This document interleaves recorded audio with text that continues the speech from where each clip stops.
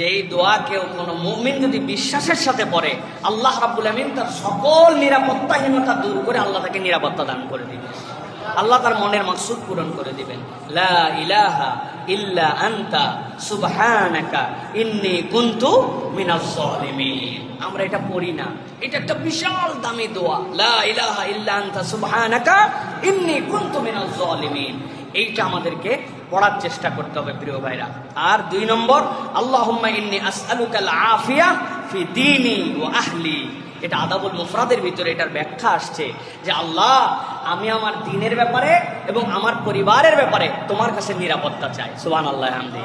দ্বীনের ব্যাপারে মানে কি? আল্লাহ আমার দ্বীনদারি, দ্বীন পালন, দ্বীনের হুকুম আহকামের মধ্যে আল্লাহ এটা হচ্ছে কোনো কিছু যেন ব্যারিয়ার না হয়। আমার জিন্দগিটা এমন হয়ে গেছে যে আমি দ্বীন পালন করতে পারি না। হুজুর, এমন অফিসে চাকরি করি জোহরের নামাজ পড়তে দেয় না, বিদেশে গেছি সব জায়গায় এগুলো প্রশ্ন করে মানুষ। আল্লাহ, তুমি আমার দ্বীনের ব্যাপারে তোমার কাছে আফিয়াত চাই, আর আমার পরিবারের ব্যাপারে তোমার কাছে নিরাপত্তা চাই। এই 2টা দোয়া করেন, আল্লাহ রাব্বুল আমিন ইনশাআল্লাহ পরিবারকে নিরাপত্তা দান করবেন, আমাদের দিলের মধ্যে অশান্তি দূর করে দিবেন। আর দ্বিতীয়ত, শয়তানের একটা ওয়াসওয়াসা